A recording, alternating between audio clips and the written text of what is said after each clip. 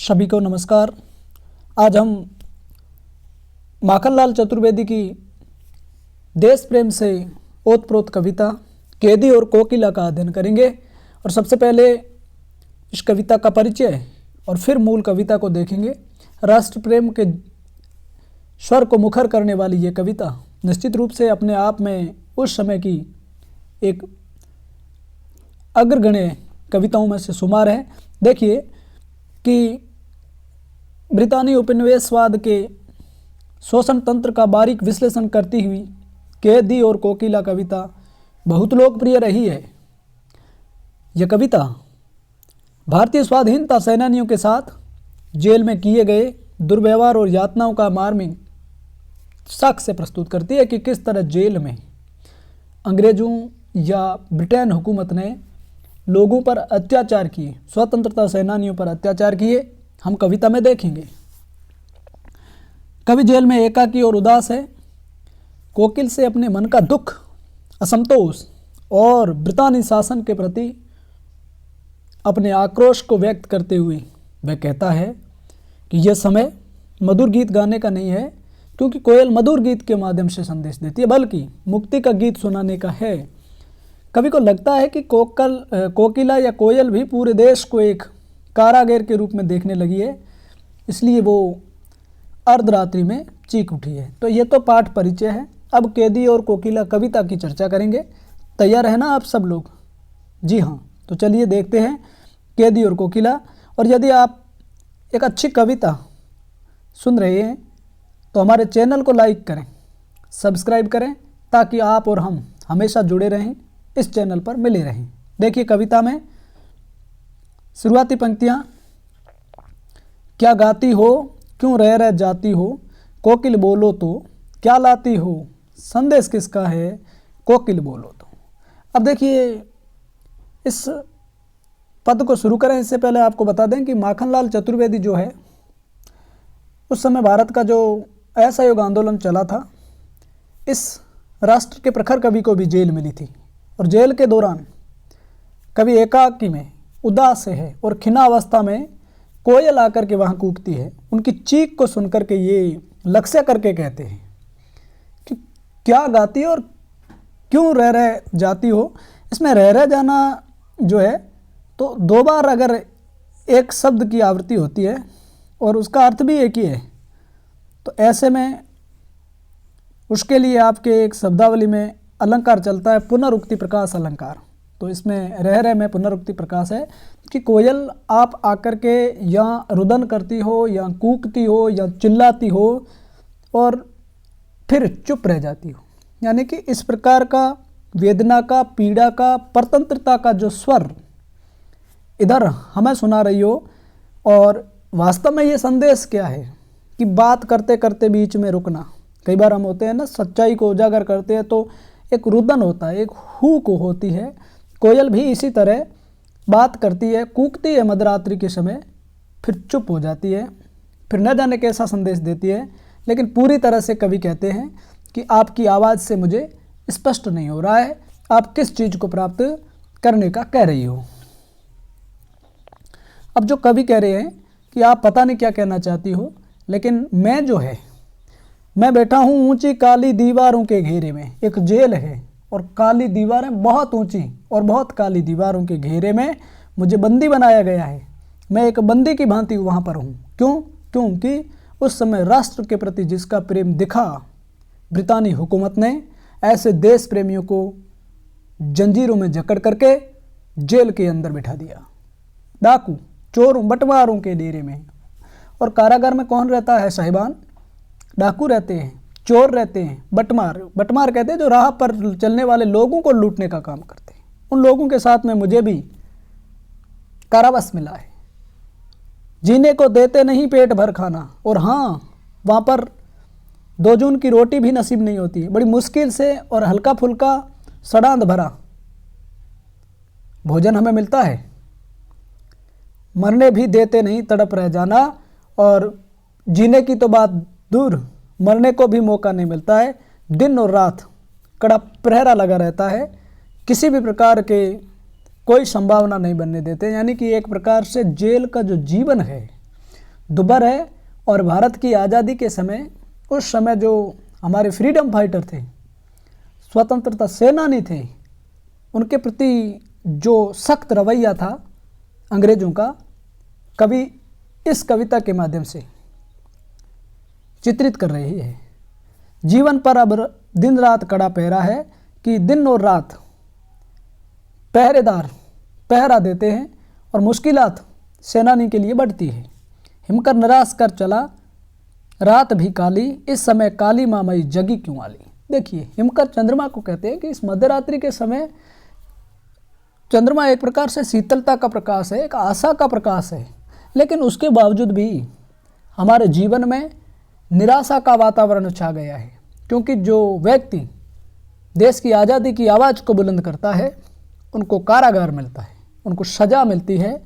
और ऐसे कालिमामयी अवसर, ऐसे कलुषित अवसर पर, इस देश की व्यवस्था के दुर्भाग्य पर, हे सखी, हे कोकिला, तू क्यों कूक रही है।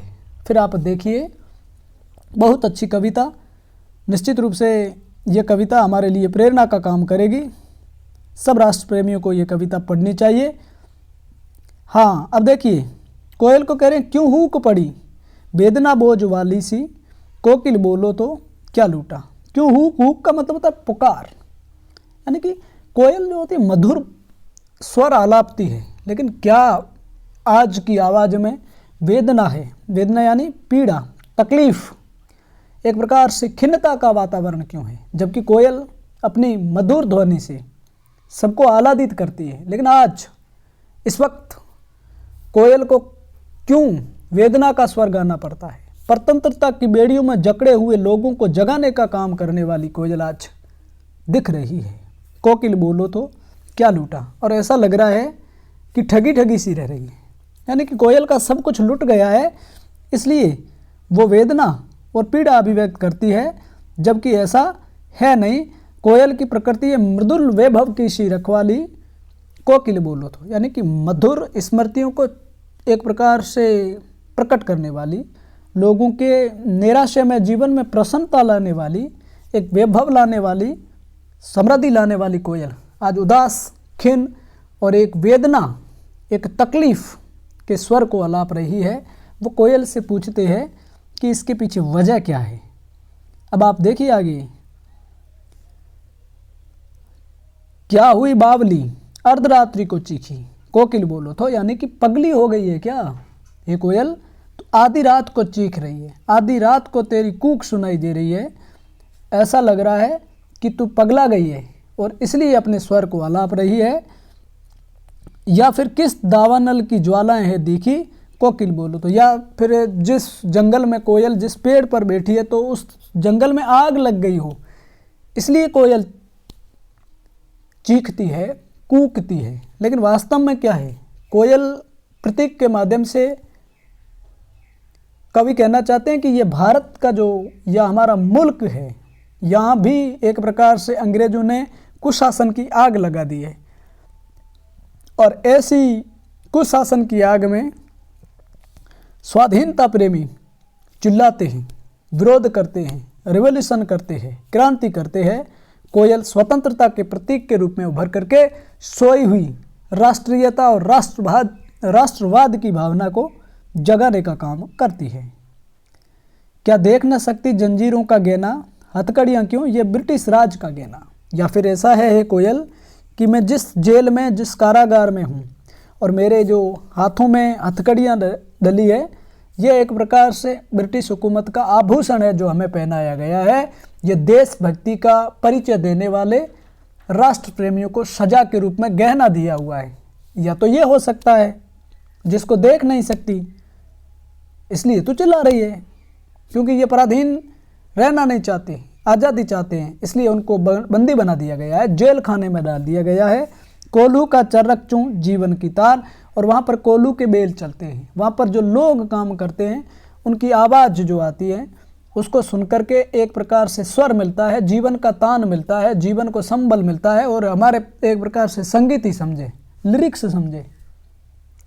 गिटी पर उंगलियों ने लिखे गान, हूँ मोट खींचता लगा पेट पर जुआ, खाली करता हूँ ब्रिटिश अकड़ का कुआं।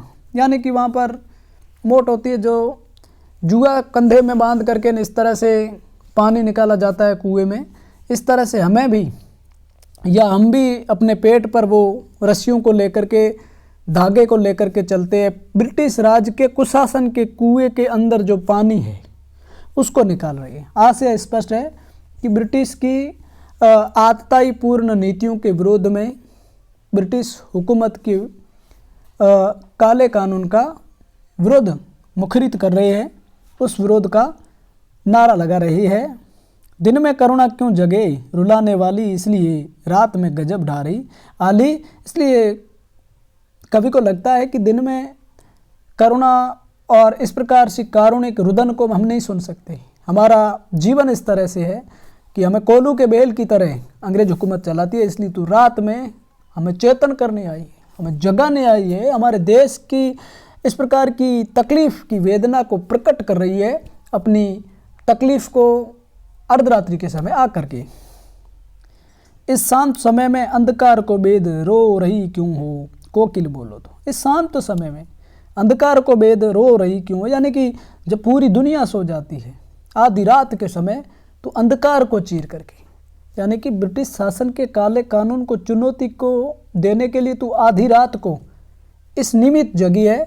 और सभी के अंदर एक प्रकार से देश प्रेम की भावना का प्रस्फुटन किस तरह से आए, कोयल स्वर को मुखरित करती है। चुपचाप मधुर विद्रोह बीज इस भांति बो रही क्यों हो कोकिल बोलो तो। और शांत रह करके एक प्रकार से मीठी मीठी आवाज़ में विद्रोह का स्वर बो रही है, क्रांति पैदा कर रही है, मूवमेंट की बात कर रही है एक शांत और मधुर स्वर में। क्या वजह है, किस तरह की क्रांति? आज से है कि ब्रिटेन उस समय भारत में अंग्रेज हुकूमत थी, असहयोग आंदोलन चल रहा था, और इसलिए कोयल के माध्यम से कवि राष्ट्र प्रेमियों को जगाना चाहते हैं कि इस राष्ट्रपथ जो संप्रभुता है वो हमारे हाथ में नहीं है, और हम सबको एक राष्ट्र प्रेमी बन करके हुकूमत को वापस पाना है। फिर आप आगे देखिएगा कि काली तू रजनी भी काली, कहे कोयल तू भी काली। ये रजनी यानी कि रजनी रात्रि को कहते हैं, ठीक है ना, रात भी काली और शासन की करनी भी काली। शासन यानी कि ब्रिटिश शासन या अंग्रेज शासन है, उनके कृत्य भी काले हैं, यानी कि उनके शासन में शासन नाम की चीज़ नहीं है, कुशासन है, शासन शब्द भी नहीं है। और काली लहर कल्पना काली, और काली लहर चल रही है, कल्पनाएं भी काली है, और मेरी काल कोठरी भी काली है। ये जो जेल है जिसमें मैं बंद हूँ ये भी काली, टोपी भी काली, कंबल जो मेरे हैं वो भी काली, सब कुछ काला ही काला। और मेरी लोह श्रृंखला भी काली, यानी कि जो माफ़ी चाहूँ, लोह श्रृंखला यानी कि लोह की जंजीरें जिस पे मैं बंधा हुआ हूँ वो भी काले है। सब कुछ काला करतूत भरा जीवन है। पैरे की हुंकृति की ब्याली तिस पर है गाली ए आली। और जो पहरेदार है उनकी हुंकार है वो भी ब्याली, यानी कि सर्पिणी सी जहरीली है। क्यों? क्योंकि तिस पर है गाली, वो कठोर व्यवहार करते हैं, दुर्व्यवहार करते हैं। उनका व्यवहार नाम की चीज़ नहीं है।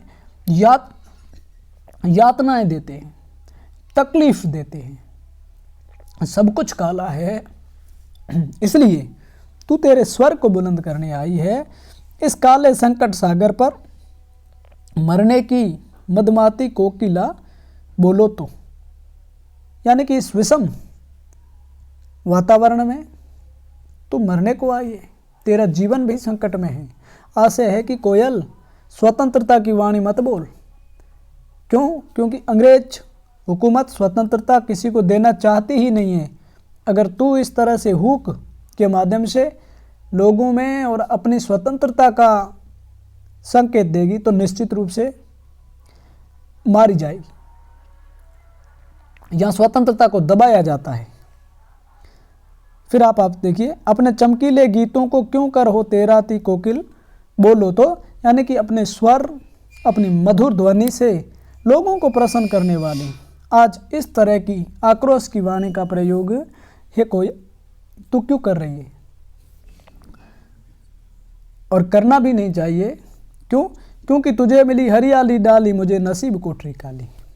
क्या तुझे तो खुशनुमा वातावरण, हरी हरी डालियाँ मिली है, पूरा वृक्ष मिला है, और मैं तो कोठरी में हूँ, मेरे नसीब में यही है, मेरे सौभाग्य में भी यही है, तुझे क्या दिक्कत है। आशय यह है, कवि यहाँ लक्ष्य कर ये कहना चाहती है कि जो आज़ाद लोग हैं, जो अंग्रेजी हुकूमत के पिछलगू बने हुए हैं, उनको भी कोयल की तरह विद्रोह करना चाहिए, क्योंकि उनके सगे देशवासी दुखी है, परेशान है। देखिए कोयल किस तरह से सबको जागृत कर रही है। फिर देखिए, तेरा नभ भर में संचार, मेरा 10 फुट का संसार। तू पूरे आसमान में विचरण करती है और मैं इस 10 फीट की काल कोठरी में, इसलिए तू स्वतंत्र है, तुझे किसी बात की चिंता नहीं। तेरे गीत का विवाह, रोना भी मुझे है गुनाह। यानी तेरे गीत पर लोग प्रसन्न होते हैं, वाह वाह करते हैं, और मेरा रोना भी यहाँ अपराध है। देख विषमता तेरी मेरी, बजा रही थी इस पर रेण मेरी। यानी कि मेरे और आपके जीवन में इतनी बड़ी विषमता है। तू परतंत्र नहीं है, मैं परतंत्र हूँ, यानी कि तू स्वतंत्र है, मैं गुलाम हूँ, और इसलिए विषमता है। और उसके बाद में भी तू युद्ध की भेरी बजा रही है, युद्ध की चुनौती दे रही है, ललकार दे रही है। और फिर आप आगे देखिए कि इस हुंकृति पर अपनी कीर्ति से और कहो क्या कर दूं, कोकिल बोलो तो। यानी कि मैं क्या कर सकता हूँ, तू कोयल बोल, मोहन के व्रत पर प्राणों का आसव किसमें भर दूं, कोकिल बोलो तो। मोहन या मोहनदास करमचंद गांधी, यानी कि महात्मा गांधी ने उस समय असहयोग आंदोलन छेड़ा था।